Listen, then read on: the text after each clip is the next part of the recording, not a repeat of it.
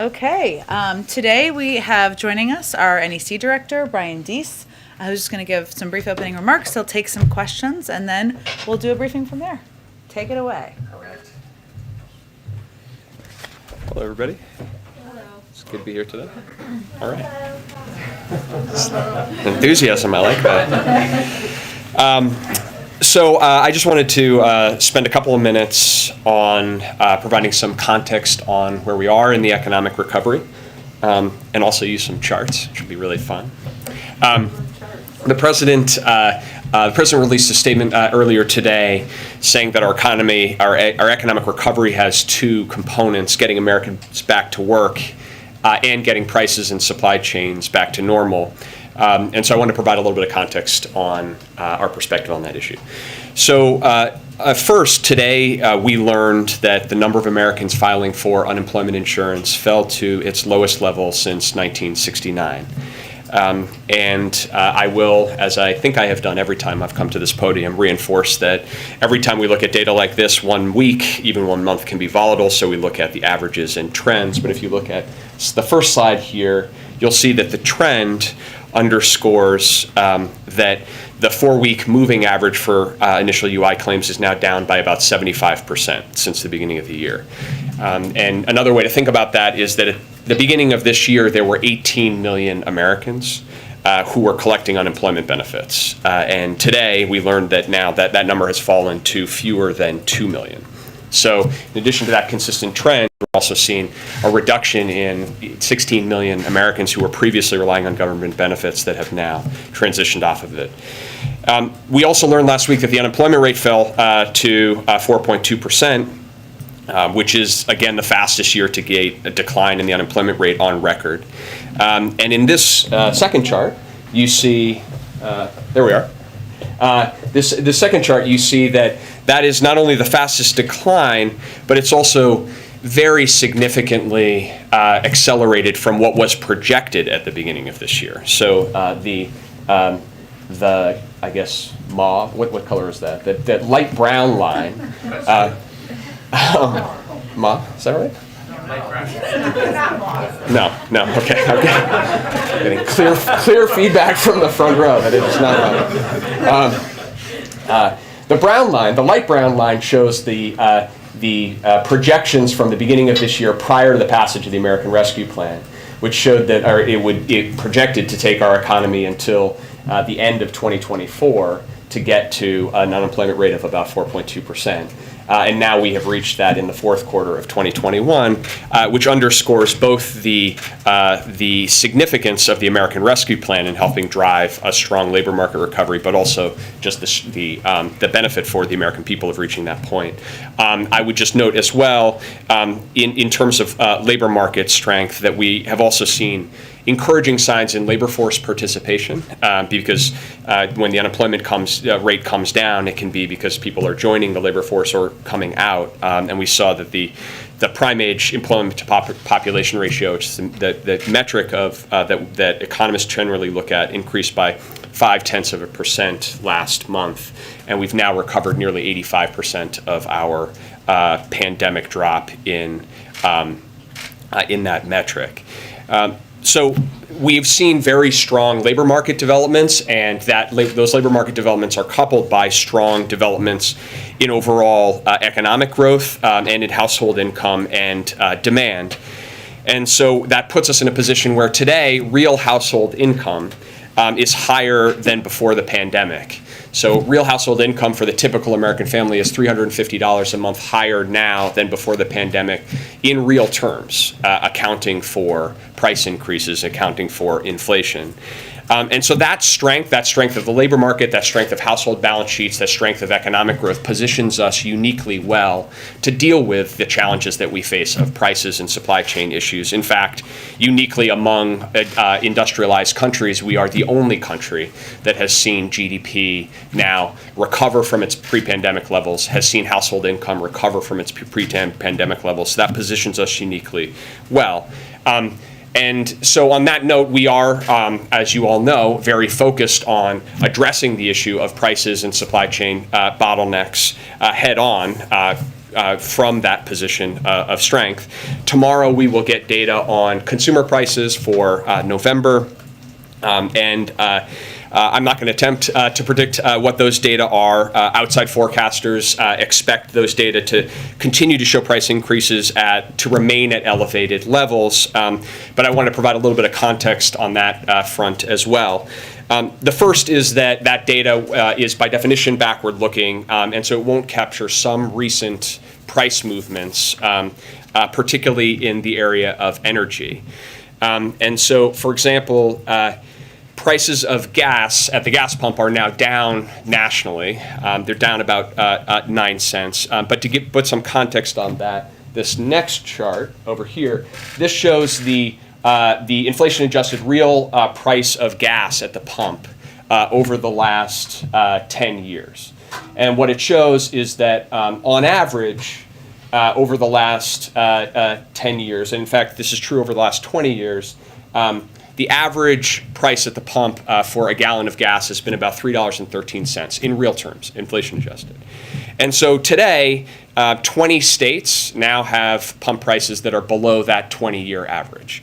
And as prices come down nationally over the next couple of weeks, as we expect and hope that they will, we hope to see more states falling into that category. Those price reductions will not be reflected in the data for November. In addition, this week we've seen natural gas prices fall. They're now down 25% from their average in November, and that is good news, particularly looking into the winter home heating season. I know several of you reported on and were focused on natural gas price increases earlier this fall, portending potentially big increases in heating costs over the winter. The very dramatic decline in natural gas prices over the course of the last couple of weeks have changed that outlook quite meaningfully. So these declines are delivering, most importantly, some benefit to consumers and some benefits to consumers on a go-forward basis that won't be reflected in that data. Secondly, we've seen some near movements on other commodity prices over the course of the last couple of weeks. We've seen shipping costs to move a container from Asia to the United States come down by about 25% over the course of the last couple of weeks. The price of wheat, the price of pork has come down, and importantly, used cars as well. I know many of you have seen and tracked in some of the recent price data that used cars have played an outsized influence. There's been challenges in the used car market, including relating to reflecting the fact that rental car companies sold off their fleets and were buying back. We anticipate that some of the recent decline in used car prices at the wholesale level indicates that we may see prices decline there as well. Again, that won't be reflected in backward-looking data from tomorrow.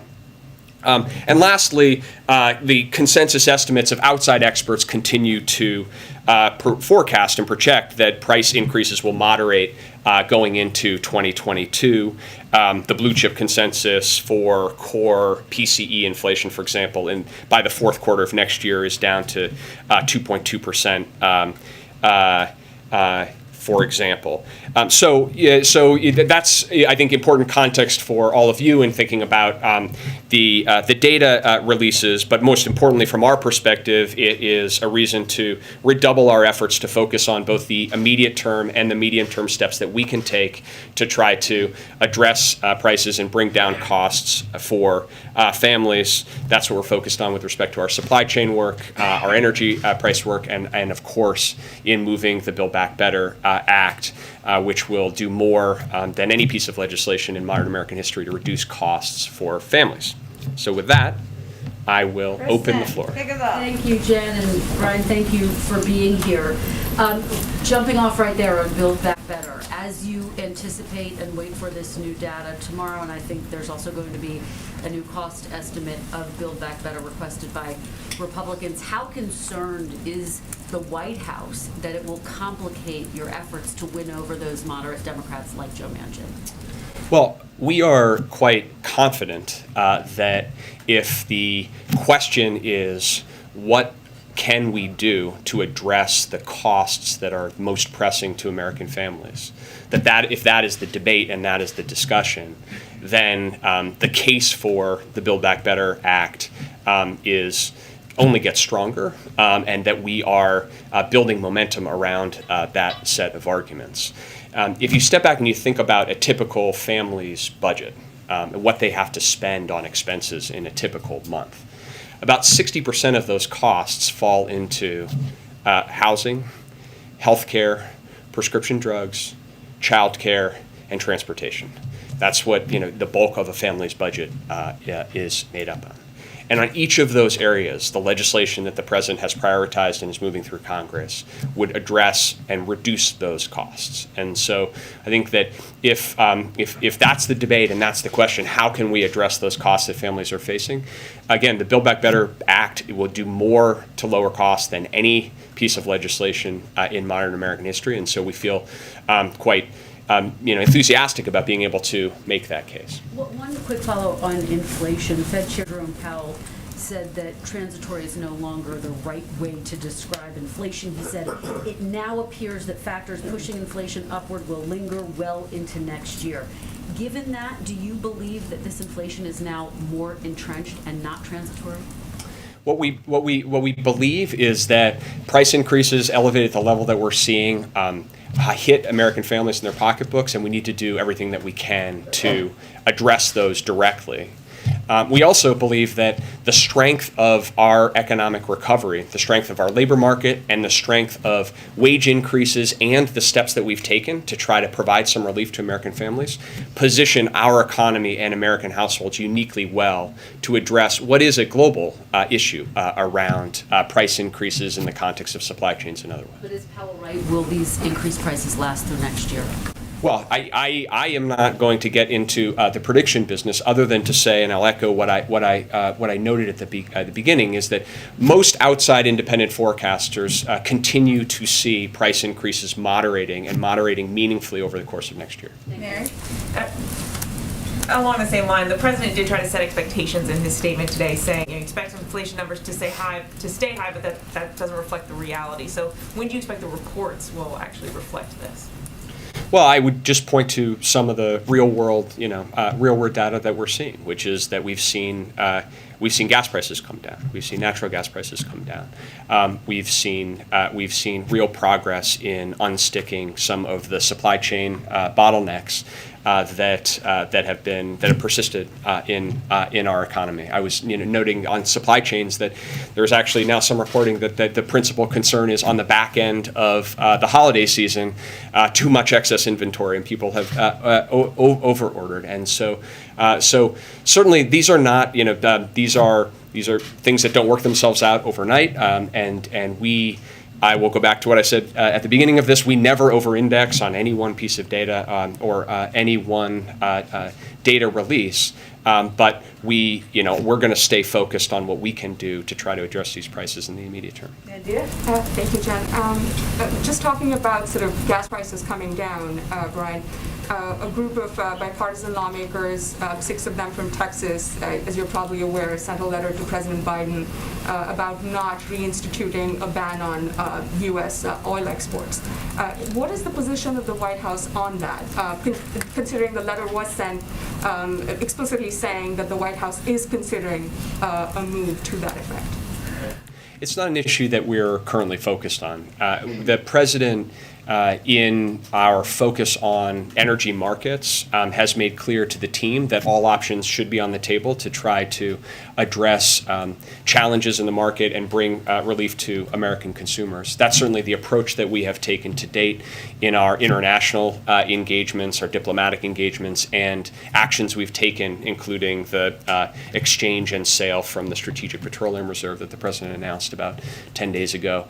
So we'll continue to work on those issues. We'll continue to work with states and localities to make sure that they have the support that they need, but that specific issue is not one that we're currently focused on.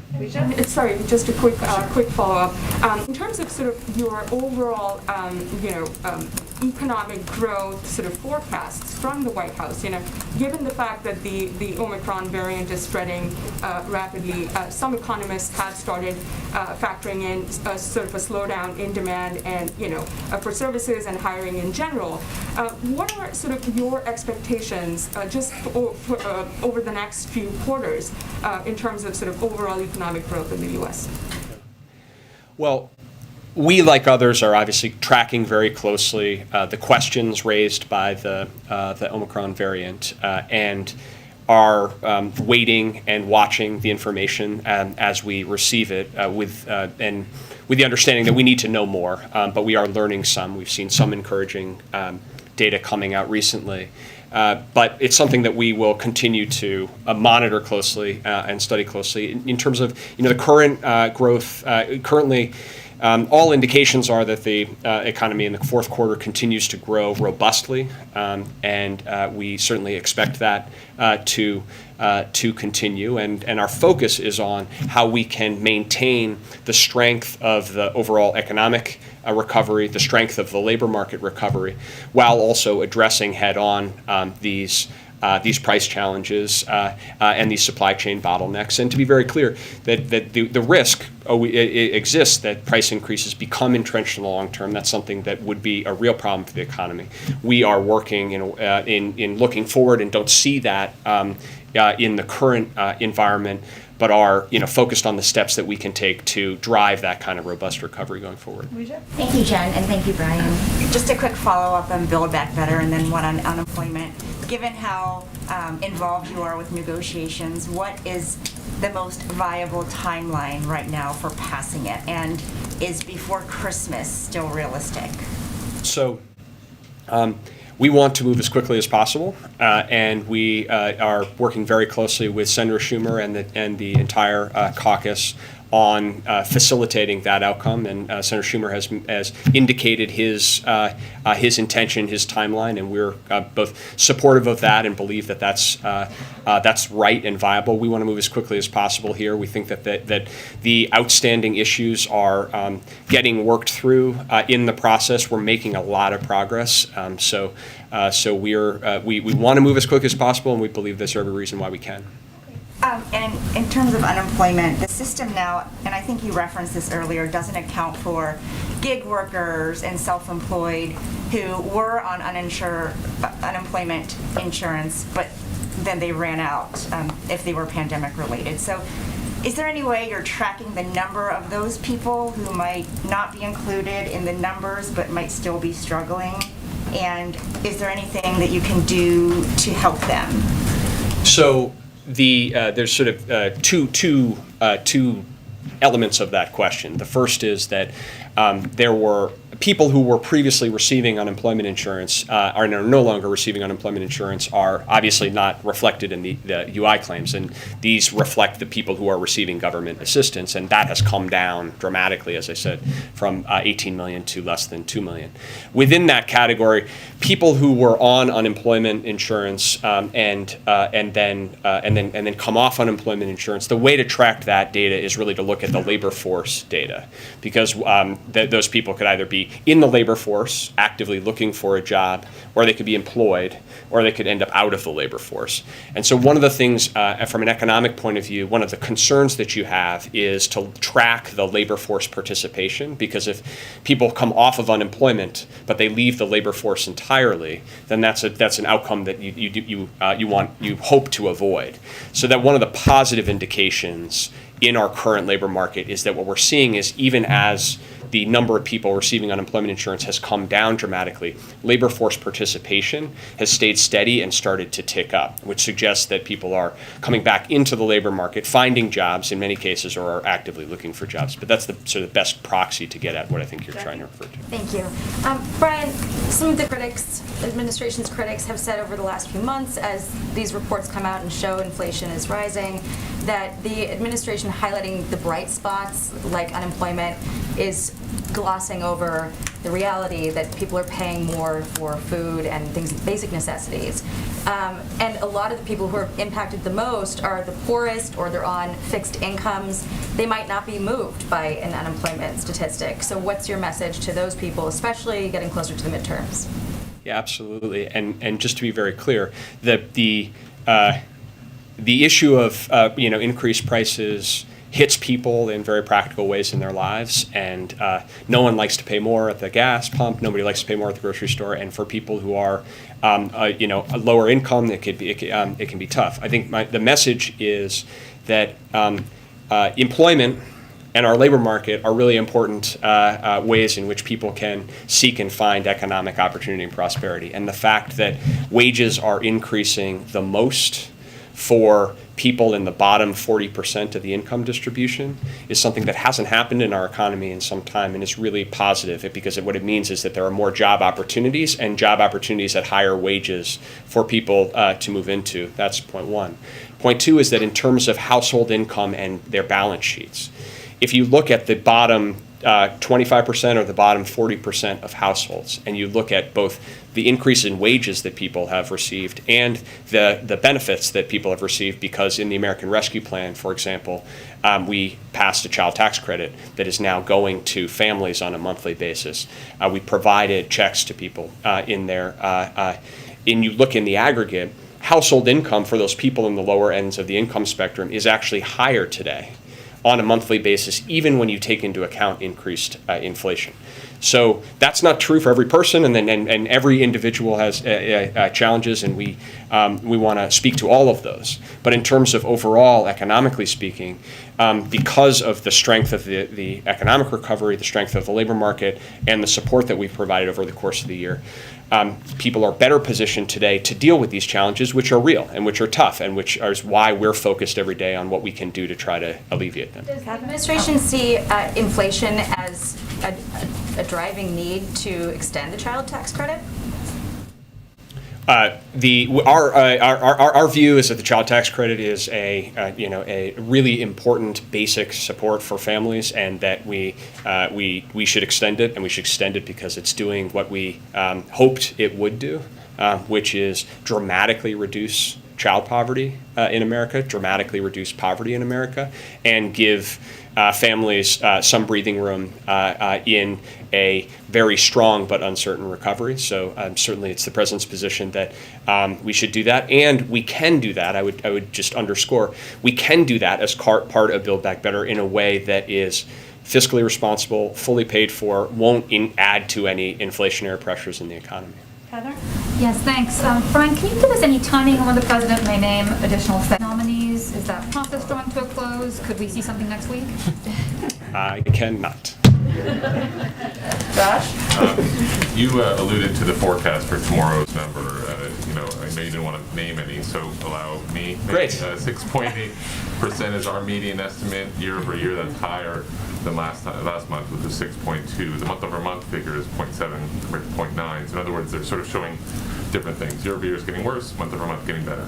My question for you is, where are we, do you think, in the arc of inflation right now? You've referenced forecast bringing it down by Q4. Do you think the wave is cresting?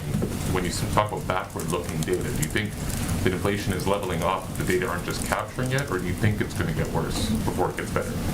So, a couple of points. First, I'm not going to try to predict or project. Your projection is an aggregated estimate of a lot of people who've thought about this, and I'm not going to get into the projection game. We obviously do our own estimates. The second is you raise an important point. I think this is good context for in anticipation of it, which is because of what we have seen over the course of the last 12 months or 11 months, the year-over-year headline number will be elevated compared to historic levels under any circumstances. That's baked in, and that's largely a function. Well, that is 100% a function of everything that happened starting before November of this year. So in a sense, the year over year it should be taken with that context. In terms of your question about the timing, I think that we are in a place where we are seeing some of the when you look at what are the underlying issues that are driving this price pressures, we are seeing some movement that is notable. As I've spoken about on energy, with respect to the supply chains, and our focus is on tracking that across time, because we think that will be what will end up flowing through to affect those numbers across time. This is not, I would not try to project on a week or month by month basis, because these numbers move around. I mentioned used car prices, and a lot of people focus on what's happening at the wholesale markets when dealers are buying used cars, because that is really an indication of where the prices are going. But that could take a month or two to filter through into data. So in each of these cases, there are specific elements. We'll continue to look closely at them. But I think you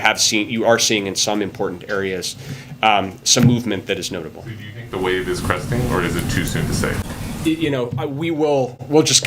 going to continue to focus on what we can do to advance this recovery in a way where typical households continue to have some of that breathing room, and more Americans are able to take advantage of a job market where there are historic opportunities out there.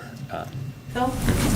Thanks, Brian. Just two quick ones, if you don't mind. One of the concerns last month on the top line numbers was that perhaps it was broadening out a little bit. I'm thinking particularly not just pandemic-driven price increases, but maybe rent being one specifically. Have you guys seen anything in that side of things, not driven by the pandemic, that has raised concerns as you've looked at the data? Well, I'm glad you raised this issue and around housing and shelter prices, shelter being either rent or homes, because I think it connects to a point that Kristen, you raised, which is we have for years in this country had a problem of inadequate housing supply, of single-family homes to buy and of houses to rent. It is decades in the making of underinvestment in affordable supply, particularly in areas of the country where there is the most economic opportunity. And so it's a persistent challenge of people wanting to move to, a different part of the country where they might have a job opportunity and are costed out of that because of housing. The answer to that problem is to make a historic investment in increasing the supply of affordable housing in America. That is the real answer to that question. And the sooner that we do that, the sooner that we initiate that process, the sooner that we are going to actually address that underlying challenge. And so some of the price increases that are already baked in and will flow through to those to these numbers. We know that everyone should anticipate that, but the real policy question, it goes to why Build Back Better is so important, is are we going to actually take some steps to finally address that issue so that we can say to the American people that looking forward, they can actually expect some real relief. The housing investments in the Build Back Better plan are directed exactly to that issue. How do we build the kind of housing supply that typical people need across the country in urban, suburban, and in rural areas? And so that is a real present issue, one that will continue to be with us. But hopefully, if we can get this bill done, we'll actually have the tools in place to start to show people some real progress. And then just from a broader perspective, do you guys view it inside your team as an acceptable trade-off if prices are high for a shorter duration, a shorter period of time, perhaps because of some of the demand-driven elements of ARP, so long as you've been able to achieve some of the data, positive data that you've been laying out over the course of this day, and I think the White House has been talking about for the last several months. Like this is a trade-off that's acceptable so long as those price increases don't last or become entrenched. Well, I would start. We're humble enough to not suggest that we control all the levers of the macroeconomy, and we're in a complicated, uncertain global environment. And number one, number two, I think that our view, and I think borne out by what you're seeing internationally, is that the challenges of supply chains, of price increases, of the issues of labor supply are persistent across industrialized countries. But what's unique about the United States right now is the strength of our economic growth, the strength of our labor market, and that is in no small part due to the American Rescue Plan. So we're absolutely, not satisfied or want to accept a situation where Americans are paying high prices when they can't afford it. I think where we are in this economy is one where we have real strength, and that positions us to address real challenges that we need to. Do a few more. April. I want to go back to the child tax credit. December 15th could be that last check if BBB is not passed for the child tax credit. If it's not passed, what does that do to this child poverty rate that you have been touting so much, how you slashed it? Does it stay the same, or do you anticipate a rise with that? Well, we are confident that we're going to get Build Back Better passed. Extending the child tax credit is one of many reasons why we need to do that, and we need to do that as soon as possible. And so that's why you see this administration as focused as we are on working with our congressional counterparts to move that agenda. There are multiple elements of this bill where, if you look at costs and you look at how typical household situations, the urgency is very clear. This is one. The lack of affordable housing is another. The lack of affordable childcare is another that is not a tomorrow issue for so many families that are trying to figure out how to get somebody back into the labor market. And so that's the case we're making, and we're confident we're going to get this done. And on housing, can you talk about the price of new housing as well as existing housing? Part of the problem they're saying with housing prices, new housing prices, it deals with inflation and lumber. The cost of lumber has pushed up the price of housing and the supply chain issue. How, in the short term, do you plan to combat that as you're dealing with the housing issue and talking about affordable housing? Houses to buy right now are up because of inflation, supply chain issues. Yeah. So it's connected to Phil's question. The prices in the residential market are elevated, but a lot of that is a supply issue. Supply issue is in part connected to near-term supply chain issues, but it is much deeper and longer term, about years and years in which we've underinvested in supply compared to the demand that in the economy for housing, particularly in certain regions and geographies. The supply chain challenges that are affecting the inputs that go into home building are similar to the supply chain issues we're facing overall, but we've tried to take a dedicated focus in a number of areas. So, for example, we have an hours of service waiver for trucks that move across the country to be able to operate additional hours. We extended that to cover building materials as well. The issue of helping to move product through our ports is very important, particularly for building materials that are being imported. So we're focused on the supply chain issues in general, but as they relate to building materials wherever they can, we're trying to highlight them. All right, let's do Kayla and Courtney, and then I'm going to wrap it up. Go ahead. Okay, thank you, Jen. Thank you, Brian. My first question is on Russia. The U.S. and European allies have pledged severe harm on Russia if it escalates the situation in Ukraine. As you in the White House know, the economy is global. It is intertwined, especially the energy market, and European consumers are already paying record costs to heat their homes this winter. So I'm wondering how the administration is thinking about mitigating the impact on the U.S. economy with whatever decisions you decide to take with regard to sanctions.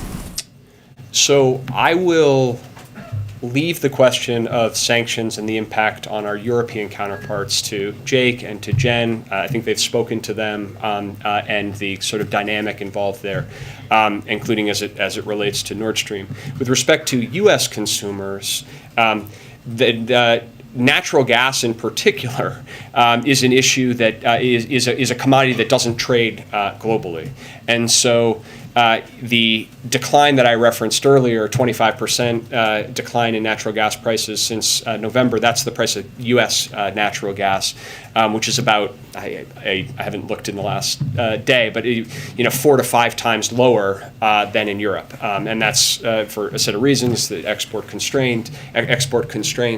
But in terms of the American consumer, looking forward to this winter, there's some positive news in terms of domestic natural gas, and not a lot of flow through to the issues you're raising. And on wages, just to follow up domestically, I think the average American would find inflation more manageable if wages were also going up. And in the last year, inflation-adjusted weekly earnings are down 1.3%. So when can Americans expect to earn more money for the work that they're already doing?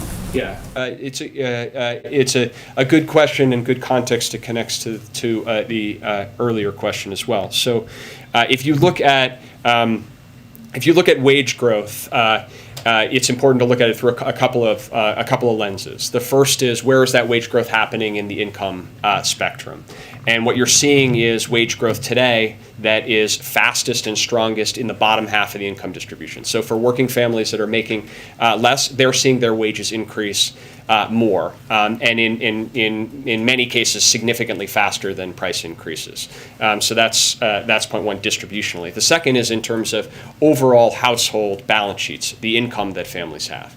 And when you think about a family and them trying to balance their checkbook, or this year, the question is, what was my wage increase, and what was the support that I received through checks from the government, through the child tax credit. And when you take those into account and look at household income, consistent with the data that you just said, the typical family, the family at the 50th percentile, has actually seen their household income increase, even accounting for price increases. Obviously, as we move forward in this recovery, what we want to see is a strong labor market recovery. We want to see wage increases, particularly for those at the bottom, and we want to see a balancing out here of prices. That's the scenario that we're all trying to work toward. Courtney, last one. Can you give an update on the Competition Council that you're chairing? It's something I didn't hear you mention in the context of all of this. You said it's something that's what? Competition Council. Louder. The Competition Council. You never mentioned it in all of this. Can you talk about some of the accomplishments of that council and what you all are working on right now? Sure. I'm excited for the interest, and we will have. I mean that sincerely. Settle in, everyone. No, I mean that sincerely. And we will be convening the full council around the end of the year, and so look out for that. I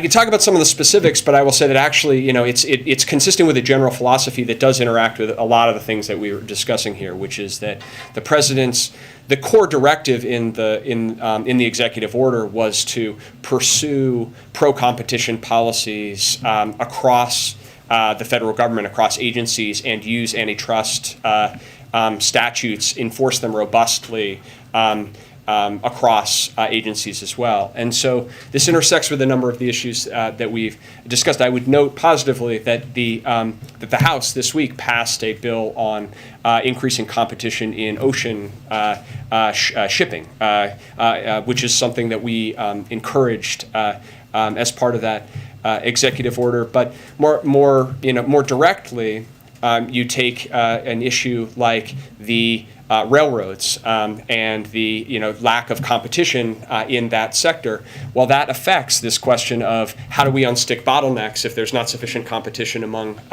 rail lines. We talk about food prices, and I think the last time I was here, I was with Secretary Vilsack. When you look at most of the increase in food costs, you can isolate a significant portion of that to meat, beef, pork, and chicken in particular. Those are very concentrated industries where a small number of meat processors control the industry. And so what you've seen is prices for the farmers go up, prices for consumers go up, and profits for the meat processing companies in the middle go up. And that's an issue of concern, and one that we have focused on both from an antitrust perspective, but also investing in helping competitors get into that market. In fact, today we're making $500 million available to small meat processors to try to increase competition in that space. So we'll be happy to follow up and give you a full slate of where we are on for those of you who are paying attention, there were 72 specific actions in that executive order. We were tracking against all of them. but I will spare the rest of you that, and we're happy to follow up. All right. Thank you, everyone, so much. Thank you, Brian. Thank you. I definitely kept him much longer than I promised, so we want him to come back. All right, so I only have one item for all of you at the top. As I think all of you saw this morning, or many of you saw, this morning the President opened the Summit for Democracy and announced the Presidential Initiative for Democratic Renewal, a landmark set of policy and foreign assistance initiatives to defend and bolster democracy, human rights, and the fight against corruption. The initiative represents a significant targeted expansion of U.S. government efforts to defend, sustain, and grow democratic resilience with like-minded governmental and non-governmental partners. In the coming year, the United States is planning to provide up to $424.4 million toward the initiative. And these efforts will center on 5 areas of work crucial to the functioning of transparent, accountable governance, including supporting free and independent media, fighting corruption, bolstering democratic reformers, advancing technology for democracy, defending free and fair elections and political processes. I know we'll also have a call this afternoon, I'm not sure exactly the timing, to give you more information on the deliverables from this as well. Colleen, why don't you kick us off or continue our journey here together? Thank you. Do you have an update for us on the president's call with Zelensky? And another one just sort of related, there were a couple of reports last night about a potential financial threat or potential military action to Iran in regards to the faltering nuclear talks. I wondered if you had a comment or update on that. Sure. Let me start with the first. When I came out here, the president was still on the call, so our plan was to provide a written readout to all of you, which you should be getting as soon as it's complete or following the briefing whenever it's ready. But I will highlight for you that the president's intention going into this call was to provide an update for President Zelensky on his call with President Putin and underscore our support for Ukraine's sovereignty and territorial integrity, as Secretary Blinken did when he spoke with President Zelensky earlier this week. So this is a follow-on to that call. President Biden was also intending to discuss his deep concerns with Russia's buildup on Ukraine's borders and his commitment to respond with strong measures in the event of a Russian military escalation. We've engaged closely with the Ukrainians throughout this process at a range of levels and have been in daily contact with senior officials in the Ukrainian government. So clearly that is a component of it. I'd also note, I think as many of you saw, that President also provided an update to the B9 Eastern Flank countries with a personal readout of his call with President Putin to hear their perspectives on the current security situation and underscore our commitment to transatlantic security and to our NATO allies, with our NATO allies is sacred, and also to continue to stay in close coordination. But we will get you a readout as soon as that is complete. On the Iran question that you also posed second, I do have an update for you. As we've said many times from this podium and elsewhere in the government, President Biden is committed to ensuring Iran never acquires a nuclear weapon and believes diplomacy in coordination with allies and regional partners is the best path to achieve that goal. We believe a diplomatic resolution offers the best path to avoiding a nuclear crisis. However, given the ongoing advances in Iran's nuclear program, the president has asked his team to be prepared in the event that diplomacy fails, and we must turn to other options, and that requires preparations. We have made clear to Iran that the only path out of sanctions is through nuclear compliance. We have kept all the sanctions that we inherited in place, and we have consistently enforced sanctions, all while also presenting the clear path of their removal. If diplomacy cannot get on track soon, and if Iran's nuclear program continues to accelerate, then we will have no choice but to take additional measures to further restrict Iran's revenue-producing sectors. While I'm not going to get into additional specifics on that front, I can provide you a little update on some of the coordination that we're doing on the international front. A senior Treasury official will lead a Treasury state delegation to the UAE next week to talk about sanctions compliance. The delegation, which will be led by OFAC Director Andrea Gacki, will focus on engagements with the private sector and key UAE government officials to discuss our understanding of the companies and financial institutions that facilitate non-compliant Iranian commerce that runs through or touches the UAE. This trip follows a range of conversations that our National Security Advisor, Jake Sullivan, and Brett McGurk had in October, that obviously Rob Malley and Brett McGurk had in November, and Deputy Treasury Secretary Adeyemo also had in November. And this is part of our extended outreach to our partners around the world to ensure that we are preparing for a range of contingencies. Do you have a timeline on, how long the diplomacy is going to continue before you have to resort to other actions? I'm not going to present a deadline today, but what I can tell you is that we have presented a diplomatic path forward. That path is still open, but based on the outcome of the last round of talks and the ongoing advancements in Iran's nuclear facilities, we are laying the path for the groundwork for another path entirely. So it's just meant to be preparations. The president said he hoped to announce by tomorrow a meeting between Russia and NATO allies about Russia's concerns. Do you have any update on that meeting and who may be attending?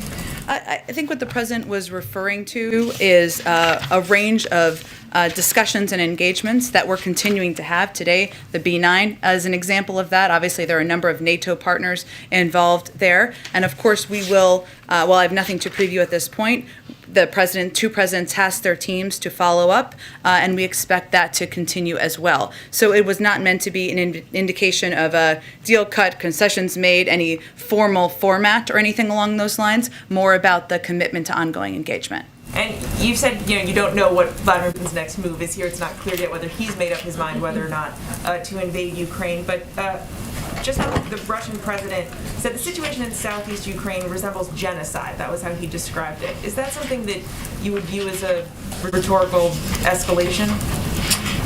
Well, the Russians are known for their rhetorical escalations, as they are also known for their ways of providing misinformation around the world and within Eastern flank countries. So I think we have to take their own efforts to communicate to their public with a grain of salt. What we know is that the aggression here is on the Russian side. The military buildup is on the Russian side. There's a path, a diplomatic path forward. The part of the president's objective, our president's objective in having the call was to convey that clearly. That certainly is our preference, but also to convey clearly that there would be consequences, they would be significant and severe, and we're going to coordinate with our European partners on that. So I would, unfortunately, as I've said before, not a spokesperson for the Kremlin, and I would take their words with a little bit of a grain of salt. Go ahead. Thank you, Jen. Just a quick question on Ukraine's ask to become a member of the NATO alliance. And they've put that out for several years. It's been out there, but really there hasn't been any decision on that. What is the United States position on that issue? I mean, does the president generally support the enlargement of NATO, or does he want the alliance to add new members? What is his position?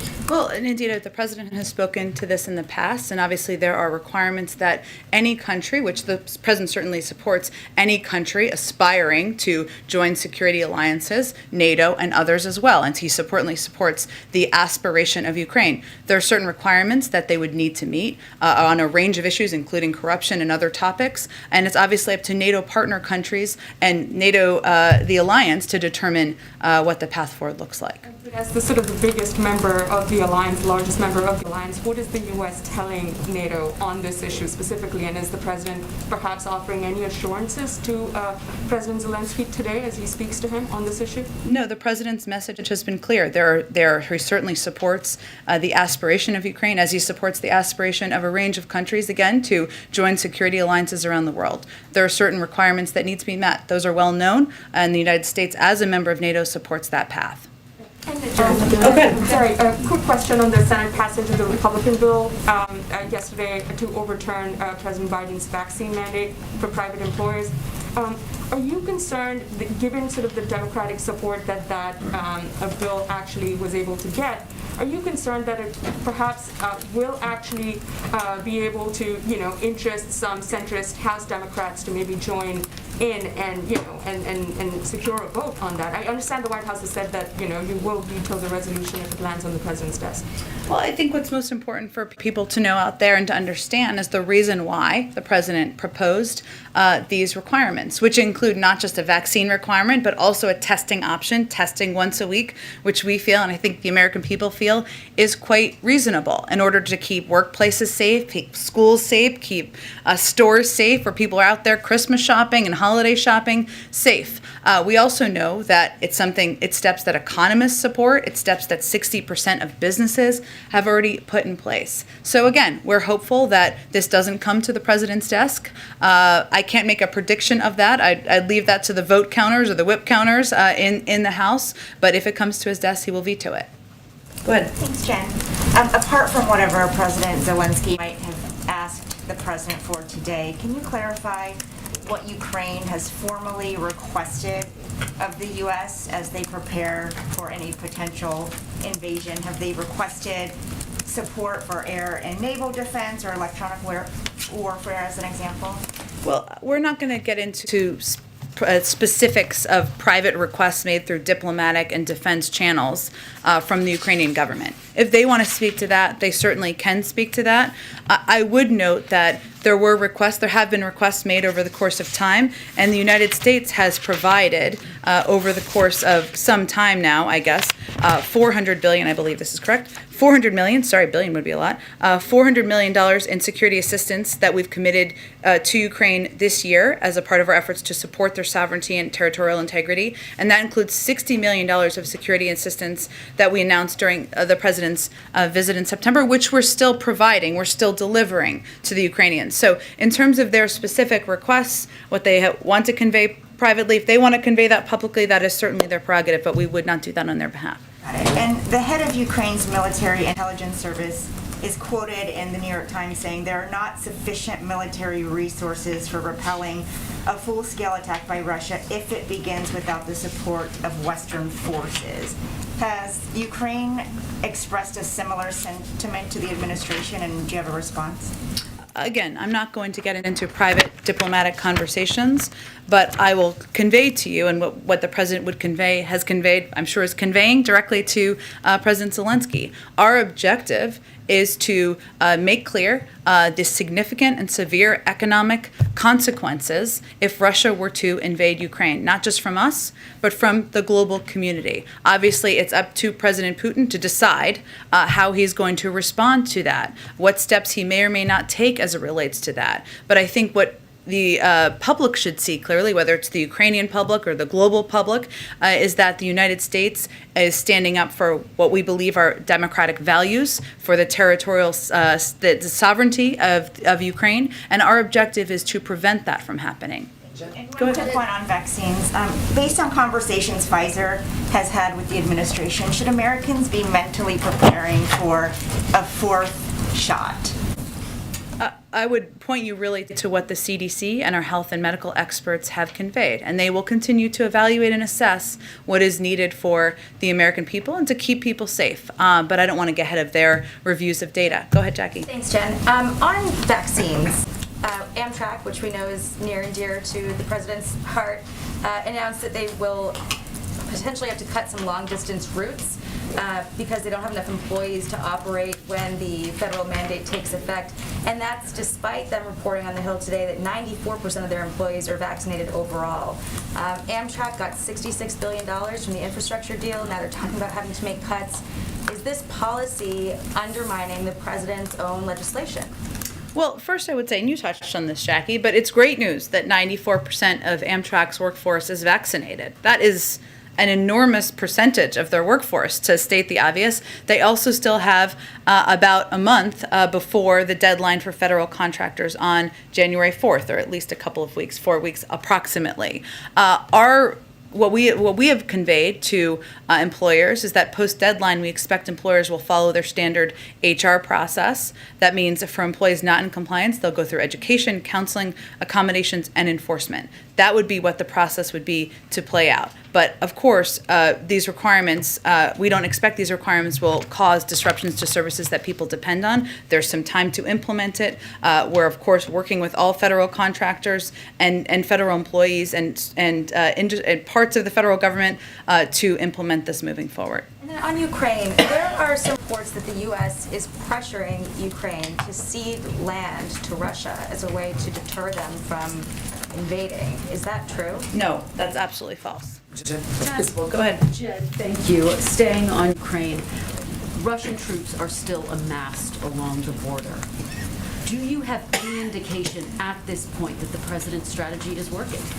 Well, Kristen, I think it's going to be up to President Putin to make a decision about whether he is going to invade Ukraine and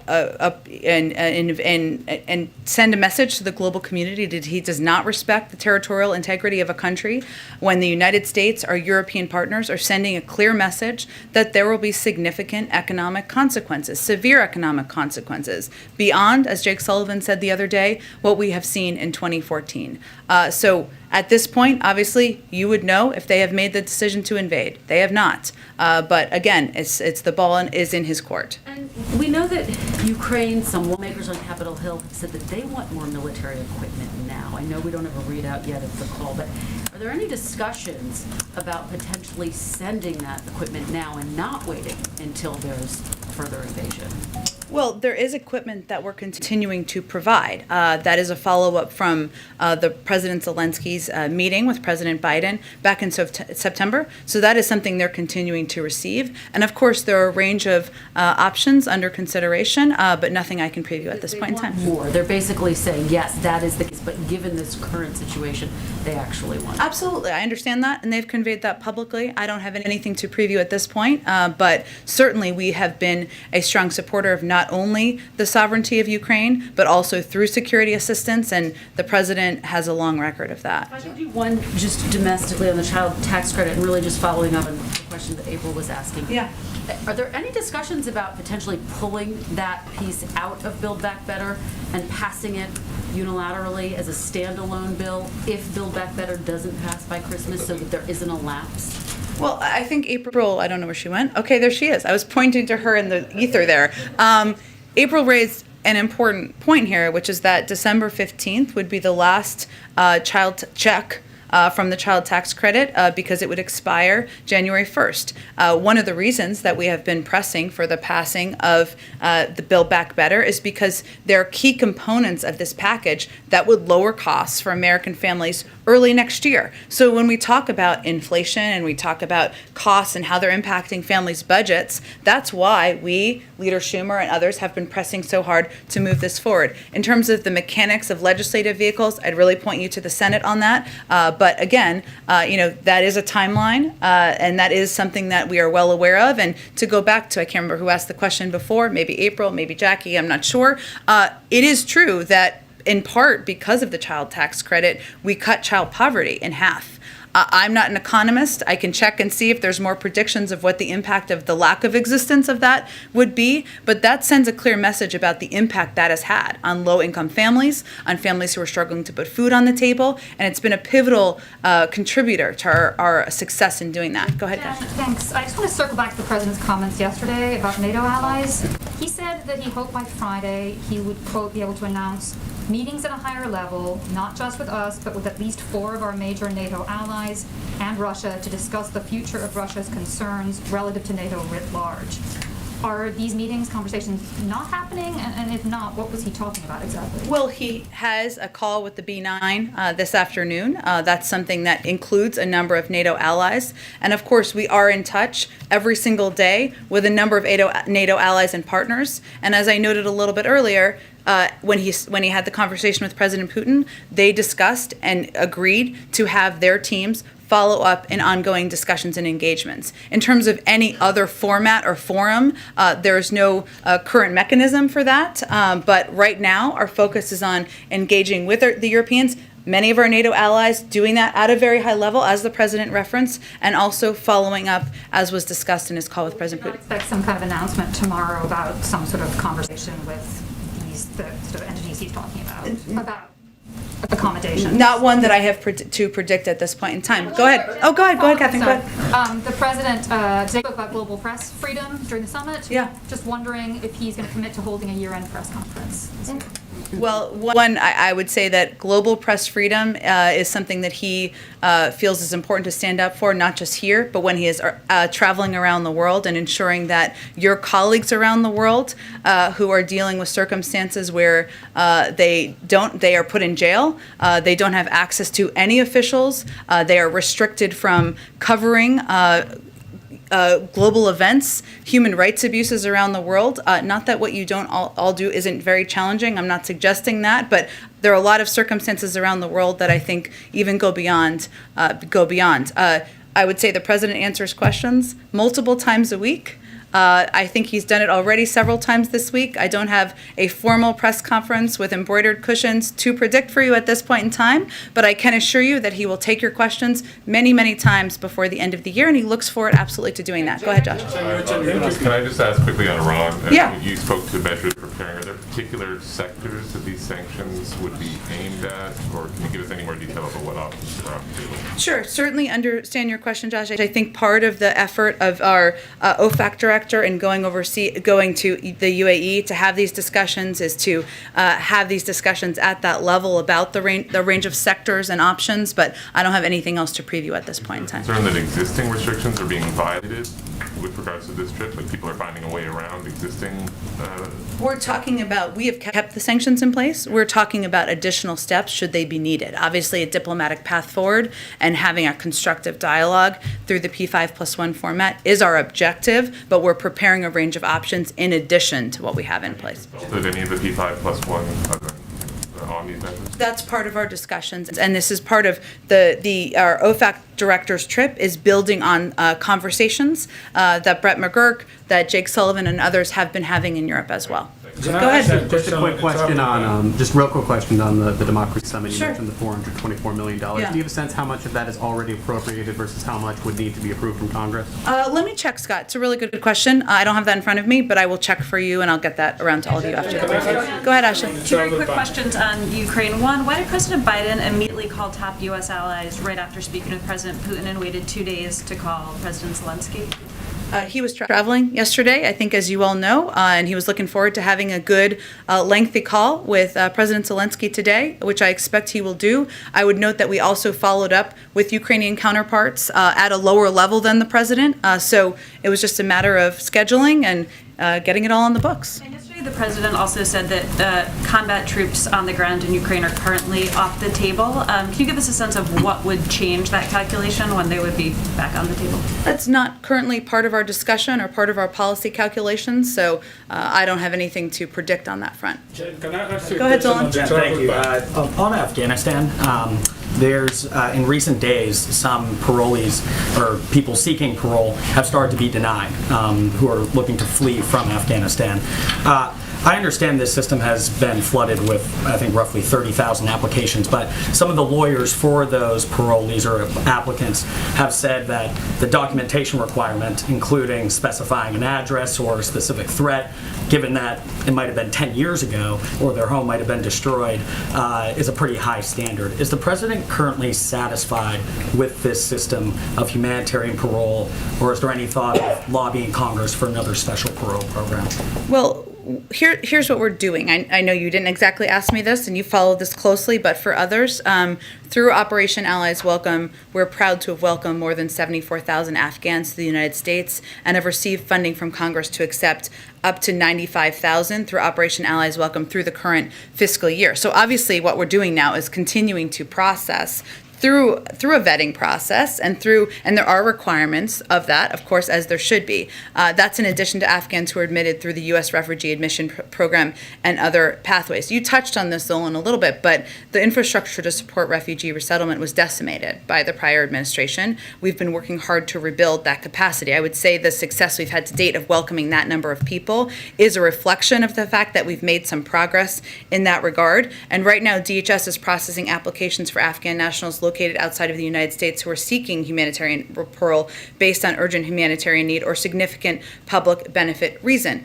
There are going to be requirements, of course, through any of these systems, as there should be, as we consider welcoming people back in. We're continuing to put in more resources so that we can process more people and continuing to try to do everything we do everything we can, I should say, to handle the surge in interest and in cases. But there will be people who don't meet the requirements who aren't going to be able to come to the United States. And we just want to be very clear and transparent about that as well. With the Democracy Summit, again, at a CNN town hall, the president was asked about voting rights, police reform. He said that he had been so focused on Build Back Better and infrastructure, but that he was going to move on to that, indicated he would move on to that. Now that we are moving, you've had some progress with that legislation. Is there any update towards whether he would be more open to a filibuster carve-out, or just what exactly is he doing when it comes to those two legislative measures, given the summit going on? Sure. Well, one, I would say, as you heard the president say, having a summit like this is an opportunity to discuss how we can all improve our democracies, protect democracy around the world, and do that in coordination with not just leaders, but civil society actors, private sector, et cetera. That's the purpose of this summit. There are dozens of White House staff working every single day on voting rights and this priority. It's fundamental to upholding the rule of law. You've heard the president talk about this many times since he took office. He signed a historic executive order in March. We've worked to double the voting rights staff in the Civil Rights Division. He's appointed the vice president at her request to lead this effort. There are discussions, as you know, in Congress among a range of leaders about how to continue to move this forward, and we are eager, active participants of those discussions. I don't have anything more in terms of views or his steps on the legislative process at this point. Don't have any updates today. Okay, I gotta wrap in a second. Let me go to AFP. Go ahead. Thank you very much. Go ahead. Thank you. One on Russia, well, one on Ukraine, and one on China, if I may. Could you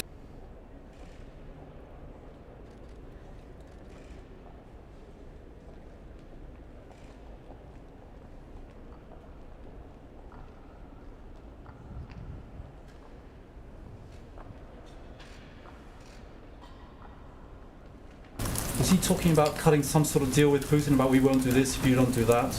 Let me be very clear. President Biden told President Putin in their call that one nation can't force another nation to change its border. One nation cannot tell another to change its politics, and nations can't tell others who they can work with. We've consistently expressed support for the principle that every country has the sovereign right to make its own decisions with respect to its security. That is written into the underlying principle of the alliance, and that remains U.S. policy today and will remain U.S. policy in the future. As you know, NATO is a defensive alliance, and they don't have aggressive intent toward Russia. They've conveyed that. Leaders of NATO have conveyed that. Every step we have taken is to put in place the protective measures needed to defend our allies. So that, just to be clear about where the president stands, that is what he conveyed directly to President Putin. And a quick one on China, is the Olympics at least. Would President Biden like European allies to join this diplomatic boycott initiative? Is he disappointed in the French very publicly not doing so? And just more generally, if you're going to talk about genocide in a country, which is right there in the statement, is playing sports at all a kind of a reasonable thing to be doing? Why stop at a diplomatic boycott?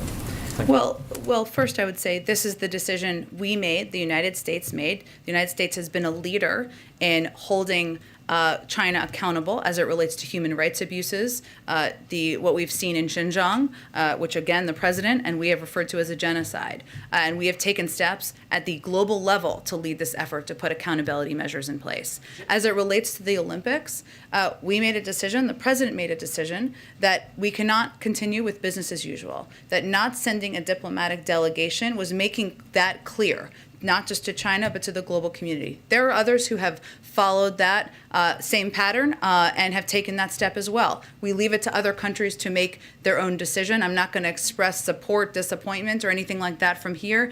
They will make their own decision. And I will also just paraphrase, and I wish I had the quote in front of me, Senator Romney, where he said, his quote was better than this, so I'm paraphrasing it here, but that we cannot leave global diplomacy on the shoulders of athletes who have been training their whole lives to compete in the Olympics. If you look back at 1980, and there was a boycott, all of those people who trained for the Olympics, it was left on their shoulders, young athletes who have been training their whole lives. We are sending a very clear message about our view on human rights, but we made the decision not to leave that on the shoulders of athletes. Let me just go to Raquel, and then we got to wrap up. Raquel, go ahead. Raquel, can we let Raquel? Simon, I'm trying to answer your question, and then I'm going to go to Raquel. Okay? Thank you so much. Can I say one thing, Raquel, and then I'll go to you? Simon, we're evaluating every single day. We don't want these to be permanent measures, and it is something that the president is getting updates from his COVID team every single day on. So my question is, the Omicron variant is now in 57 countries. The WHO issued a statement today and said that Africa has 46% of the nearly 1,000 cases globally, but almost 70 countries in the world have imposed travel ban on only black African nations. And the US is among the countries that have imposed sanctions on only 8 African nations when the variant is in 57 countries. Why don't you just lift it or impose sanctions on all the countries that have it? What will you say to those who believe that this is a racist ban that targets only African and black African nations? Simon, I would convey to you that is absolutely not the intention. That is not our policy. This was a recommendation of the health and medical experts because there were a large number of cases in South Africa, and they made a decision early on out of an abundance of caution and to protect the American people to slow the spread of the variant. This is not meant to be permanent. It's not meant to be a punishment. And we are evaluating every single day decisions on when to lift these restrictions. Go ahead, Raquel. Thank you so much, Jen. Since Go ahead, Raquel. Democracy Day here today in the White House, what is the White House assessment so far from what you guys are hearing or from world leaders and the commitments they're making? And also, what commitments would President Biden like to see from Brazil and other countries experience right now forms of democratic backsliding? What is President Biden expecting to hear from President Bolsonaro tomorrow? Well, I would say first that the president convened this summit in order to have a forum at a global level to discuss publicly but also privately. And he convenes a private discussion with leaders this morning to engage, listen, and speak honestly about the challenges and opportunities facing democratic governments and how democracies can deliver for their citizens. And part of this is an opportunity, as I noted in my opening, to stand up for the freedom of speech, the freedom of press, for ensuring that as a global community, we are lifting up democratic societies, we are fighting corruption, we are bolstering democratic reforms. And the United States wants to be a country that leads by example and builds and repairs from the damage done for 4 years. Thank you so much, everyone. I appreciate you. Have a good day.